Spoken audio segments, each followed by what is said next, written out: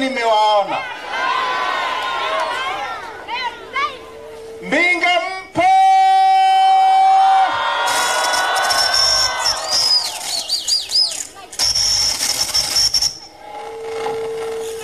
Utaratibu wa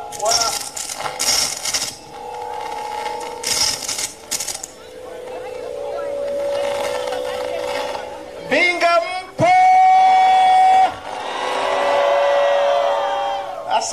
Asante Mbinga, nimewaona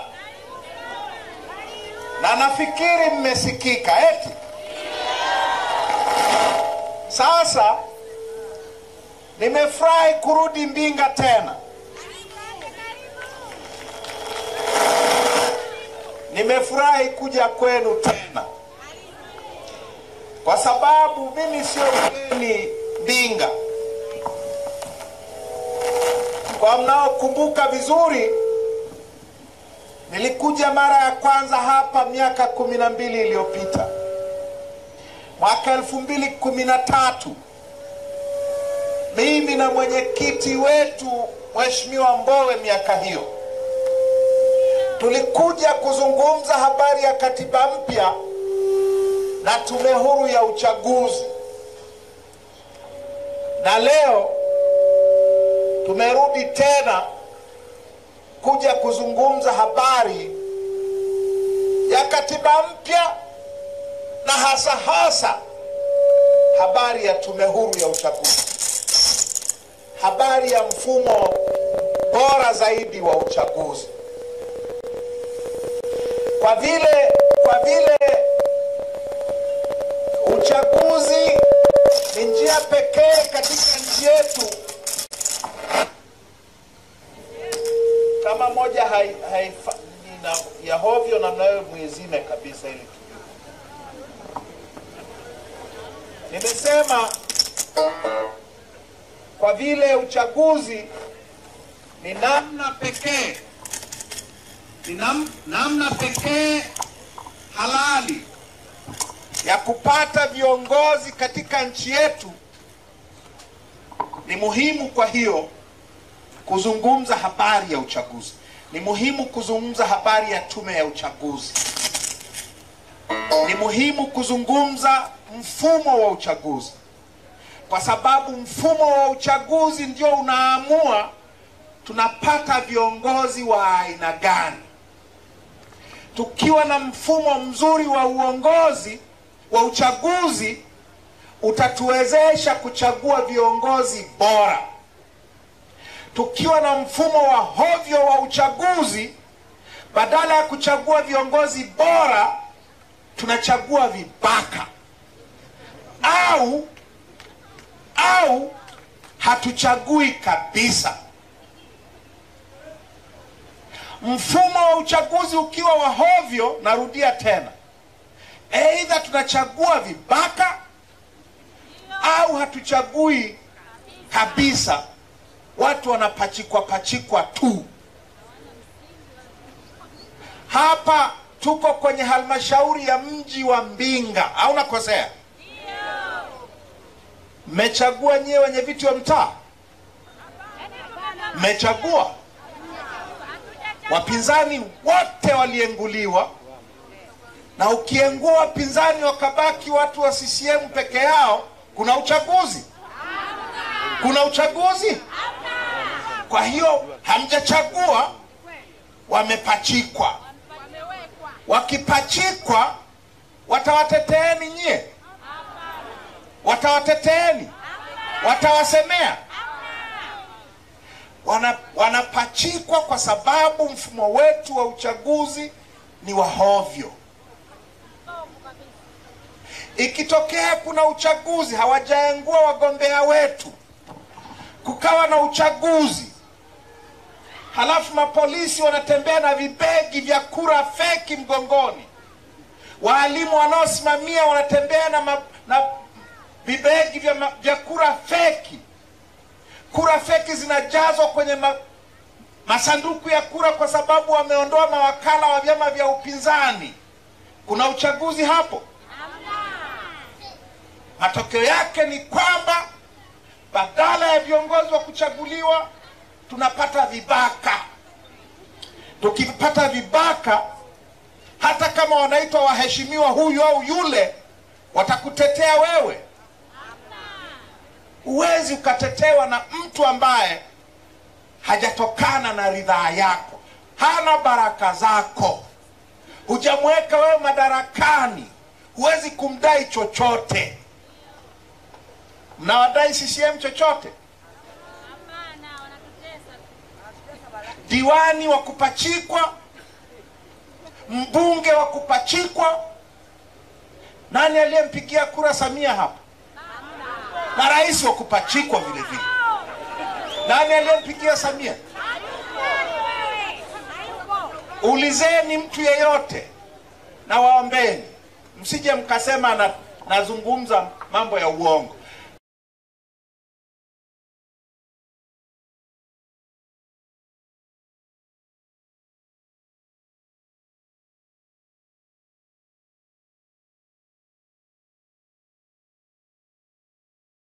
Kikujibu nifuate, nitakupa shilingi milioni moja. 100 sina, ila moja naweza kupata.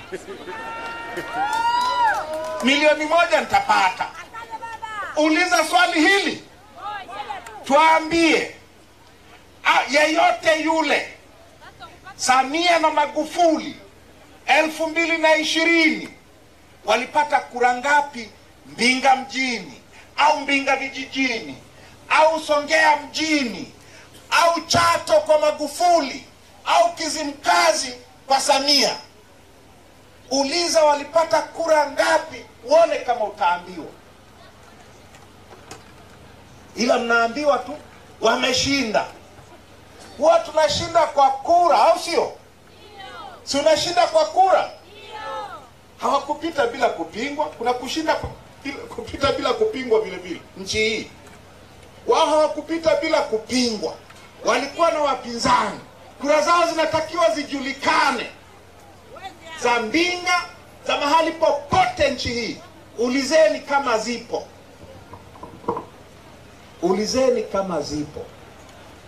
Mimi najua hazipo, na hazipo kwa sababu waliiba tu.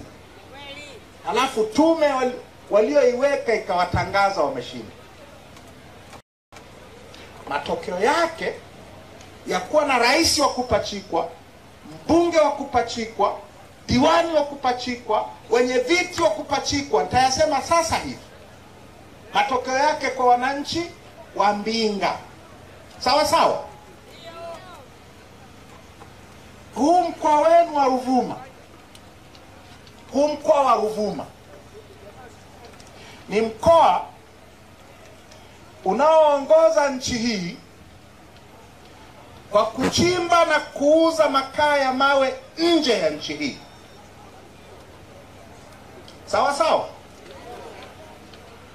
au nakosea? Nazungumza kitu hamkifahamu.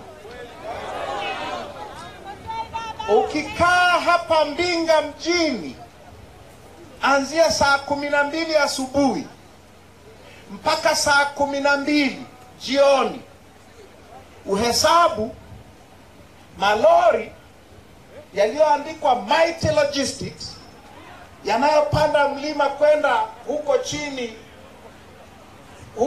wapi, Mbamba Bay, kwenda kubeba makaa ya mawe na kuyapitisha barabara hii. Kuna mahali panaitwa Ngaka hapa, au sio? Ngaka au haiko Mbinga hii? Kuna nini Ngaka? Kuna makaa ya mawe, sawa sawa.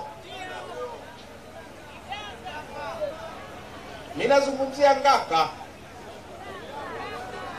Hamna mahali panaitwa Ngaka hapa? Hamna? Rwanda naifahamu. Mgodi unaitwa Ngaka, unazalisha tani za makaa ya mawe, na uko Mbinga 250,000 kwa mwaka.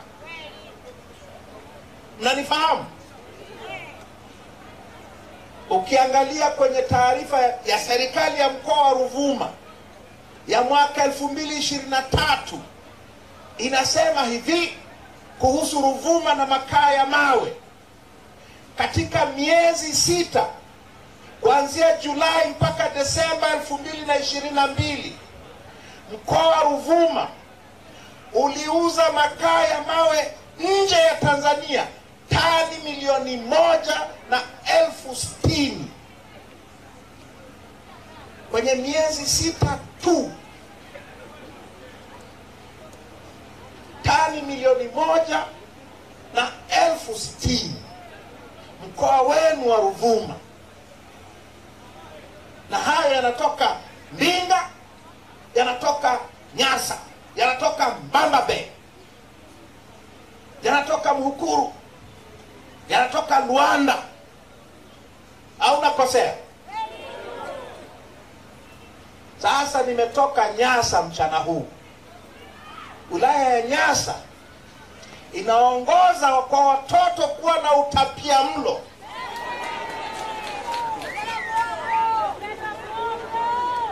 Ina asilimia 35. Asilimia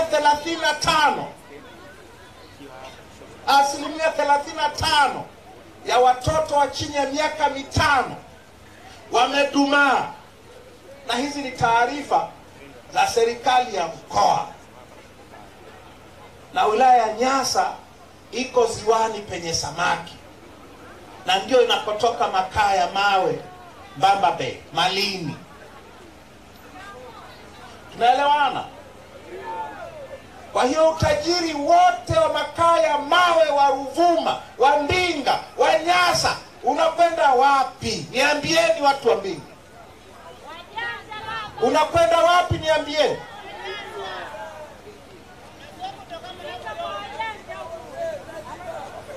Yanakwenda wapi? Makaa ya mawe ya kwenu yanakwenda wapi? Haya ambayo magari yanapita hapa kila baada ya dakika 10 lazima lori lipite. Maite Logistics. Jana wakati natoka Masasi kuelekea na Mtumbo, nimehesabu malori nayo pishana nayo yanakwenda Pwani kwenda kupakia mkaa wa mawe na kupeleka nje ya Tanzania. Nilipofikisha 200 nikaacha kuhesabu, kwa sababu kila baada ya dakika 5 unapishana na lori. Maite Logistics, Specialized Hauliers, Ruvuma Coal Limited, yote yamebeba mali, yanatoa mkoa wa Ruvuma yanapeleka kwingine, yanapeleka nje ya Tanzania. Halafu Nyasa yanakotoka haya makaa ya mawe, asilimia 35 ya watoto wamedumaa, utapiamlo. Sasa yote hii inatokana na nini? Inatokana na namna tunavyopata viongozi wetu. Nyasa kuna mbunge Stella Manyanya, ana miaka 20 bungeni. Nilikuwa naye bungeni mimi 2010. Ana miaka 20. Hapa hamna mbunge hapa?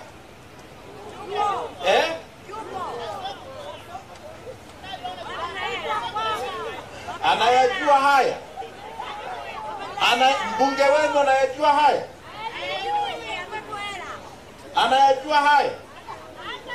Stella Manyanya anayajua haya? Nchimbi anayajua haya? Kwa mkoa wenye utajiri kama huu, kwa viongozi ulionao, kwa mfumo wetu wa uchaguzi, kwa mfumo wetu wa kupatia viongozi, unaachaje kuwa na watoto waliodumaa? Kama tuna mfumo wa uchaguzi usio waruhusu wananchi wachague viongozi wanaowapenda, ukiweka wagombea upinzani wanawaengua, wakiandikisha wapiga kura wanaandikisha wapiga kura watoto wadogo, marehemu, hewa, nini, uchafu.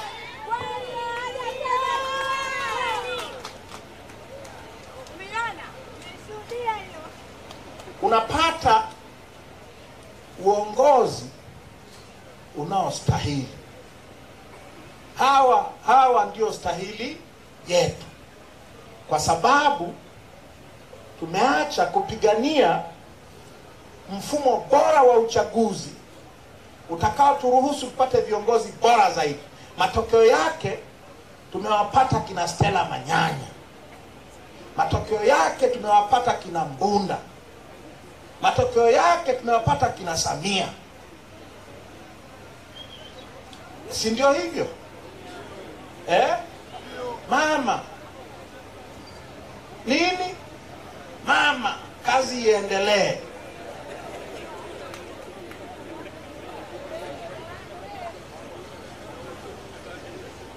Nanielewa ndugu zangu? Hii Mbinga inalima sana mahindi. Au nakosea? Inalima sana mahindi. Nyie watu mnalima mahindi kweli kweli. Tunaelewana? Biashara ya mahindi ikoje? Niambieni watu wa Mbinga. Niambieni nyie wakulima wa mahindi, biashara ya mahindi ikoje? Nani anayetajirika na kilimo cha mahindi Mbinga? Ni wakulima.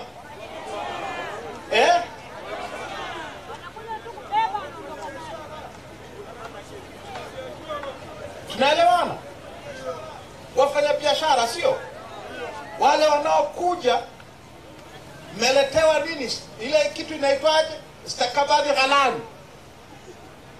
Unalima mahindi, unahangaika wewe mwenyewe, hakuna kukusaidia. Kila kitu unahangaika wewe mwenyewe. Ukishavuna ukaweka kwenye magunia, unakaribia kupata hela, wanakwambia stakabadhi ghalani. Na ukipeleka ghalani, unaenda kupewa hela, unaenda kupewa makaratasi.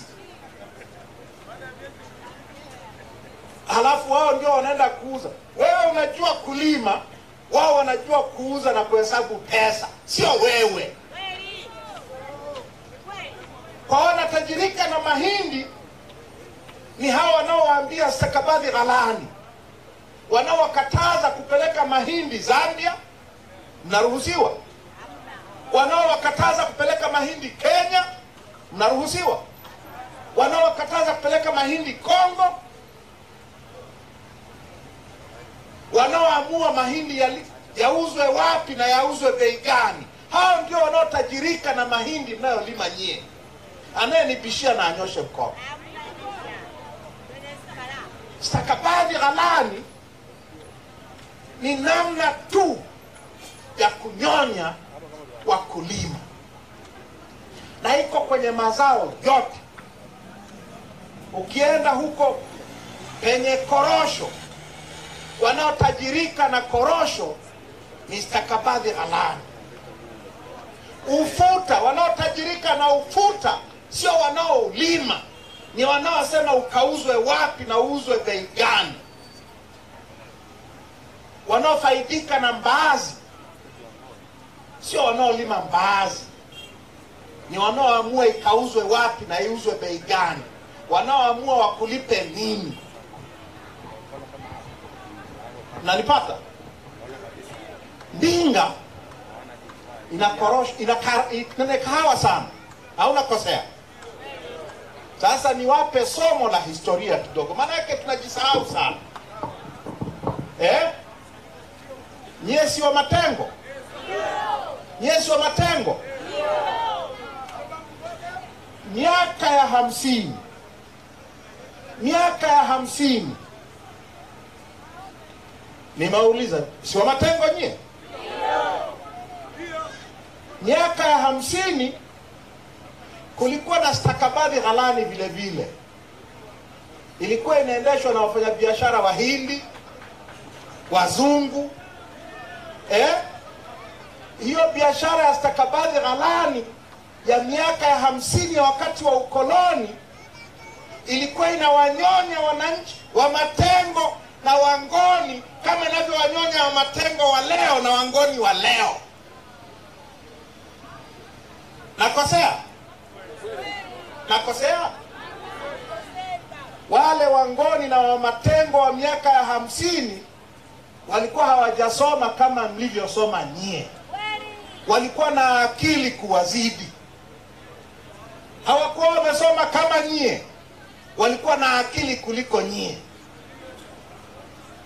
Walichofanya Wangoni na wa Matengo wa miaka ile, walisema hatutaki stakabadhi ghalani tena.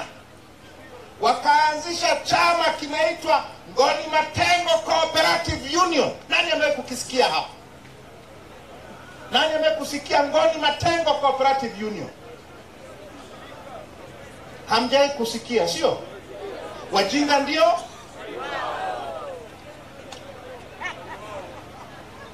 Usipojua historia yako, utafikiria haya yanayotokea haya hayana majibu, hatuna cha kufanya. Babu zenu wa miaka ya 50 walijua cha kufanya. Walikataa stakabadhi ghalani ya Wahindi na Waingereza, wakaanzisha Ngoni Matengo Cooperative Union. Na Ngoni Matengo Cooperative Union, katika vyama vya wananchi vilivyokuwa na nguvu, cha kwanza kilikuwa cha Wachaga, Kilimanjaro Native Cooperative Union. Cha pili kilikuwa cha Wasukuma wa Pamba. Cha tatu kilikuwa cha Wahaya Kahawa. Cha nne, chama kilichokuwa na nguvu cha wakulima, ilikuwa Ngoni Matengo Cooperative Union. Walikataa stakabadhi ghalani. Walikataa kunyonywa. Nyie wa leo mkoje? Nyie wa Matengo wa leo mkoje? Kwa nini mnaruhusu ujinga huu? Kwa nini mnaruhusu kunyonywa? Babu zenu watakuwa wanasikitika sana mahali waliko. Hao walioanzisha Ngoni Matengo Cooperative Union watakuwa wanasikitika sana kuona wajukuu zake wazao mlivyokuwa.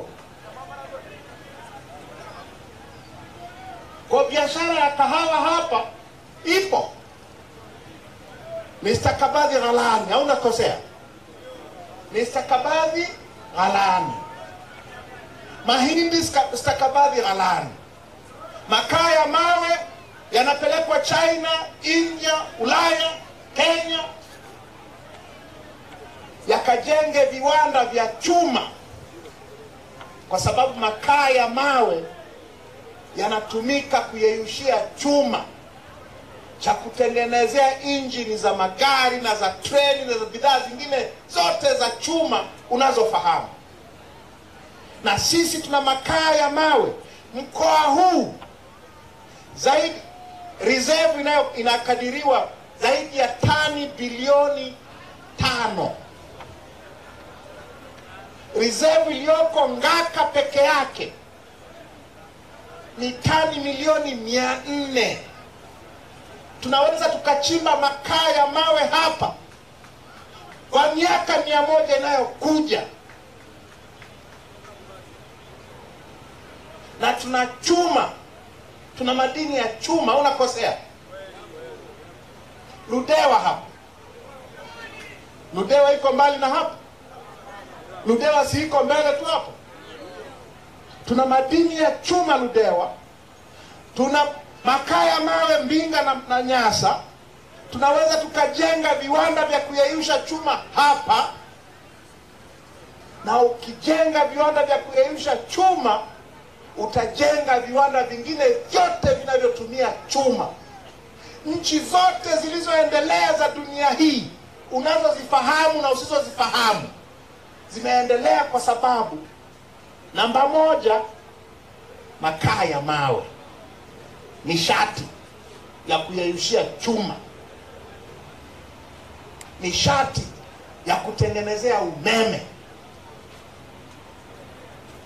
nishati ya kutengenezea kemikali za viwandani. makaa ya mawe. Ukitaka kuendelea, cha kwanza, rasilimali ya kwanza unahitaji kuwa nayo kuendelea kiviwanda, unahitaji makaa ya mawe. Tunayo ya kumwaga hapa, yanachimbwa kila siku, yanapelekwa nje ya nchi. Halafu tunasema tuna viongozi.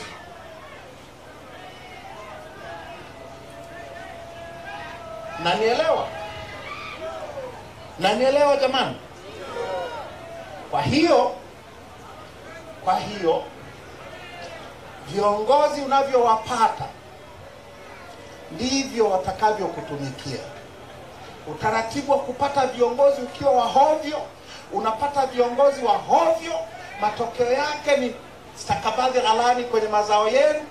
Matokeo yake ni chuma, mkaa wa mawe, naenda nje. Mnabaki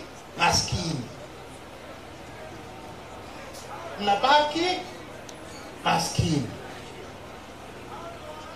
Sasa hivi kwa sababu mahindi hayajavunwa, si hamjaanza kuvuna, hakuna mageti ya ushuru barabarani, sijayaona mimi.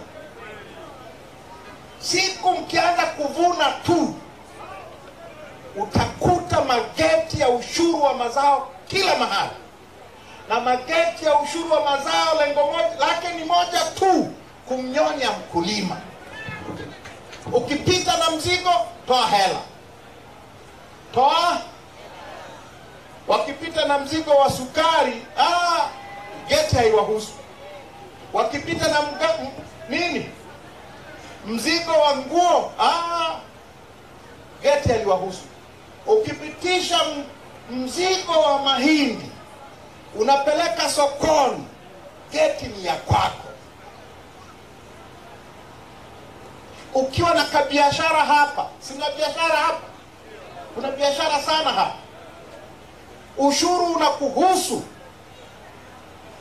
Ushuru wa halmashauri, TRA inakuhusu. Wanakomba unachokipata. Ukiweka ndizi chini tu, ushuru unakuhusu. Ukimrushia mama yako, baba yako hela, ushuru unakuhusu. Tozo. Ukipewa mshahara wewe askari, kodi inakuhusu. Ama askari hawa, wote hawa, akipewa mshahara wake mwisho wa mwezi, nusu imekwenda TRA na makato mengine, na nyingine ya kwenda kujiandaa ukifa. Kwa sababu askari akifa siku hizi hazikwi na serikali, anazikwa na hela waliokatwa mishahara yao wakati wanafanya kazi. Wanaita mfuko wa kufa na kuzikana. Yaani nyie maaskari, kazi ya uaskari ya hatari. Kila hatari ni ya kwenu. Serikali inatakiwa iwazike. Serikali ya Tanzania inawaibia mpaka nyie. Inawakata mishahara ili ukifa ujizike, na hata hizo wanazila.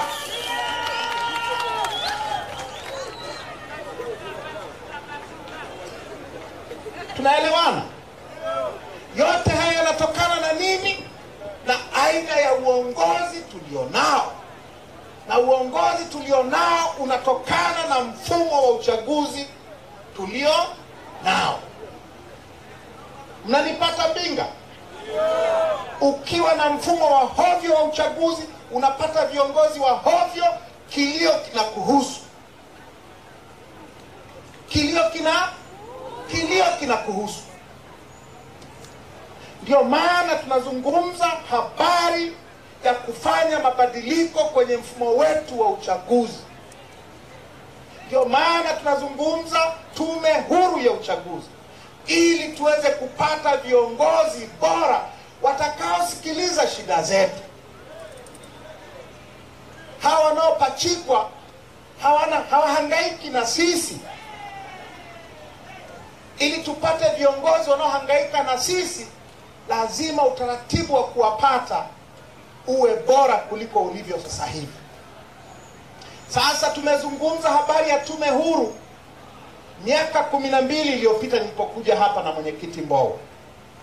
Tumeizungumza habari ya tume huru tangu mwaka 92 Jaji Mkuu Francis Nyalali alipoleta ripoti yake kwa Rais Mwinyi kwamba twende kwenye mfumo wa vyama vingi vya siasa, lakini ili mfumo wa vyama vingi vya siasa uwe na tija kwa wananchi, lazima tuwe na tume huru ya uchaguzi. Lazima tuondokane na mfumo huu wa uchaguzi unaoipendelea CCM. Maneno ya Nyalali miaka 33 iliyopita. Leo bado tunapigia kelele maneno hayo hayo, kwa sababu CCM wamekataa kusikiliza la mtu. Wamekataa tangu 92. Sasa hatuwezi tukaendelea kulia. Hatuwezi tukaendelea kulia. Hatuwezi tukaendelea kubembeleza. Ndio maana tunasema no reform, no election. Kwa sababu imefika wakati wa kusema enough is enough. Tumechoka chaguzi za kihuni. Tumechoka chaguzi zinazoengua wagombea wa upinzani, na wanaoenguliwa ni wa upinzani tu. CCM hawajawahi kuenguliwa tangu tumeanza. Tumechoka chaguzi ambazo wizi wa kura sasa ni jambo la kawaida. Tumechoka chaguzi ambazo ni wagombea wa upinzani tu wanaofanyiwa fujo na mapolisi na usalama wa taifa na ma-DC na watendaji wa vijiji na kata na maafisa tarafa. Tumechoka uchaguzi ambao mawakala wa upinzani ndio hawaapishwi. Mawakala wa upinzani ndio hawaruhusiwi kuingia kwenye vituo, au wakiingia wanatolewa. Tumechoka uchaguzi ambao mawakala wa uchaguzi hawapewi nakala za matokeo. Tumechoka uchaguzi ambao sasa ni kawaida kwa hawa mapolisi na watu wa usalama kuua watu wetu ili CCM ingie madarakani. Mwaka jana wameua, 2020 waliua, 2015 waliua. Tumechoka kutolewa kafara ili CCM iendelee kutawala nchi hii. Ndio maana tunasema no reform, no election. Bila mabadiliko hakuna uchaguzi. Na nyie wananchi wa Mbinga, niambieni, mtavumilia mpaka lini utajiri wa Mbinga kupitishwa barabarani hapa? Mnaona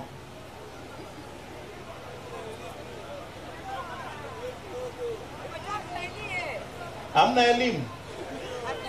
Nimewaambieni wa Matengo wa miaka ya 50 hawakuwa na elimu mlionayo nyie hapa, lakini walikataa stakabadhi ghalani ya Wahindi na Wazungu,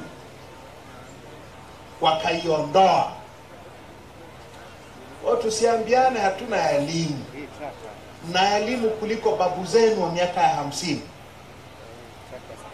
Hamjaamua tu. Mnafikiria kwamba ili tatizo atakuja kulitatua mjomba fulani, sio nyie wenyewe. Babu zenu walijielewa, bibi zenu walijielewa, wakasema hili tatizo tutalimaliza sisi wenyewe kwa nguvu zetu wenyewe, na walilimaliza. Msisubiri mjomba. Hakuna mjomba atakayekuja kufanya hii kazi, wala shangazi. Ni nyie wenyewe.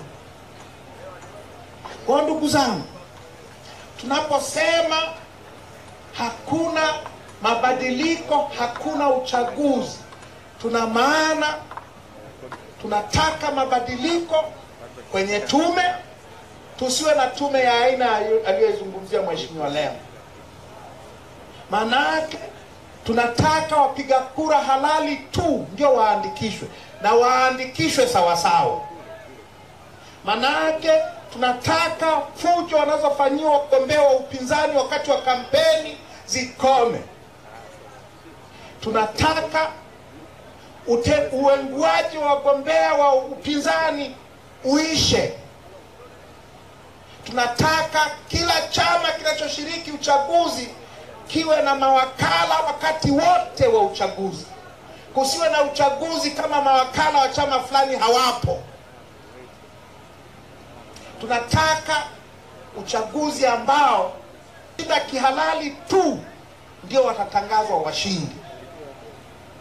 Tunataka uchaguzi usioendana na kutoana makafara, usioendana na kuua watoto wetu na kuua ndugu zetu, usioendana na kufungulia watu kesi za uongo. Jeshi la polisi ni mabingwa wa kufungua kesi. Habari ikome. Yasipokoma hayo, wanataka shari, wanataka mabadiliko yaje kwa shari, na mimi nawaambieni yatakuja kwa shari.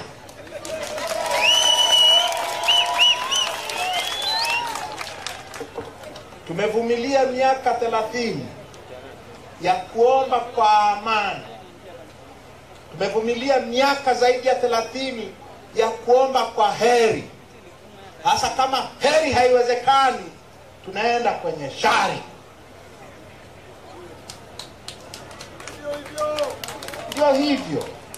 Ndio hivyo. Sasa naomba nimalizie. Na naomba nimalizie kwa maneno yafuatayo. Jambo la kwanza ni kujitambua sisi wenyewe.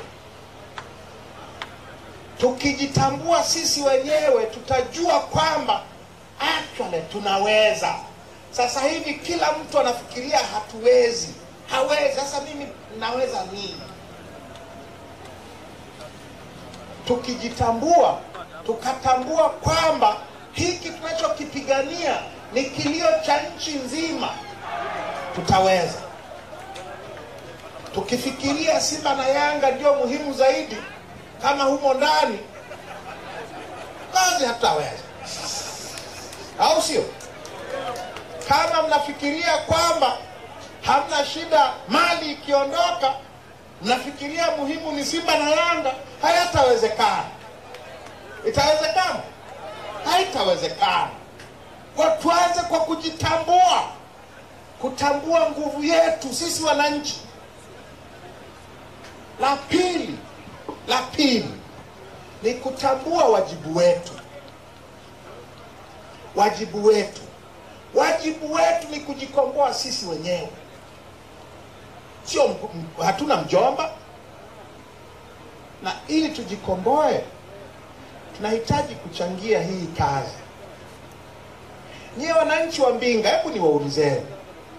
Hivi mnafikiri mimi nalipwa shilingi ngapi ili kuja kufanya mkutano wa hadhara Mbinga? Mnafikiri nani amenilipa?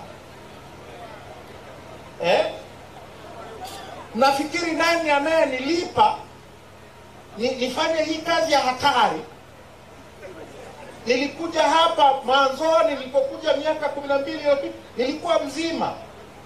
Leo kilema. Leo natembea na risasi mgongoni. Mnafikiri nimepewa hela kiasi gani kufanya hii kazi iliyonipa risasi atembea nayo mgongoni, iliyonifanya nikae hospitalini miaka 3, operesheni 25? Nafikiri tunalipwa kiasi gani? Msipotuchangia hiyo ndogo ulionayo, usipoitoa, hii kazi itaendaje mbele? Kesho na kesho kutwa tutaendaje Peramiho? Sisi hatuna za kuchota. Wenye za kuchota ni hawa wanaochota mali yenu wanaipeleka Ulaya na wapi na wapi, wanaowafanyieni stakabadhi halali. Hawa wanao za kuchota, sisi hatuna. Msipotuchangia, mnafikiri tutafanyaje hii kazi?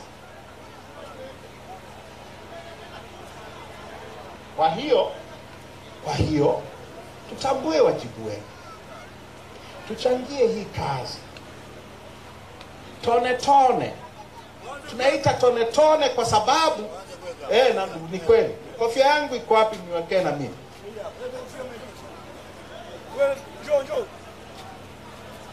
Mnafahamu?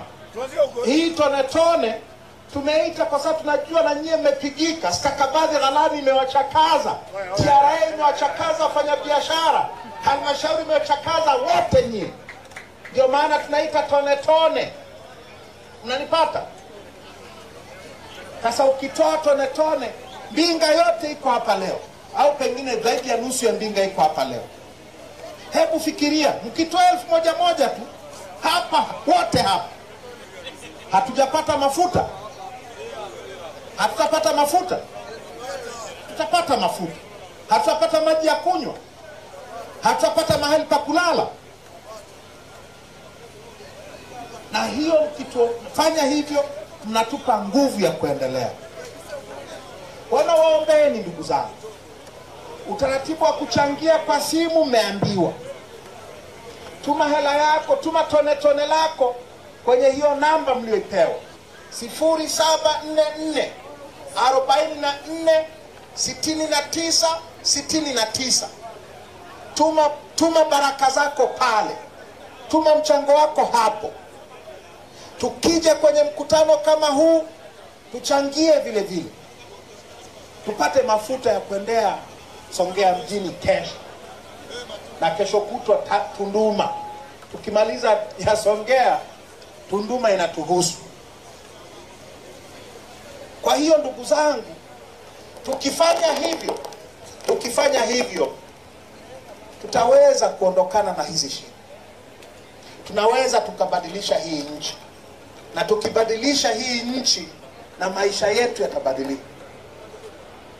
Tuache hii habari ya nchi tajiri kama hii ya kwenu, halafu ina watoto waliodumaa. Wanatunyonya halafu wanatucheka, wanatuletea takwimu zinazosema watoto wetu wamedumaa kwa upiamlo.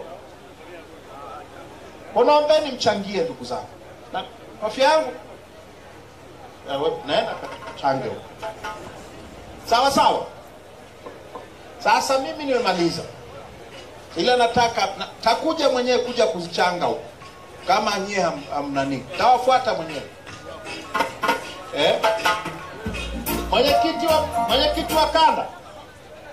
Mwenyekiti wa kanda njoo shika ngoma hii, mimi nishuke huko, wanipe hela, wanipe mchana. Tusitegeane. Sawa sawa. Ngoja nikazitafuta. Mimi nawashukuruni Mbinga.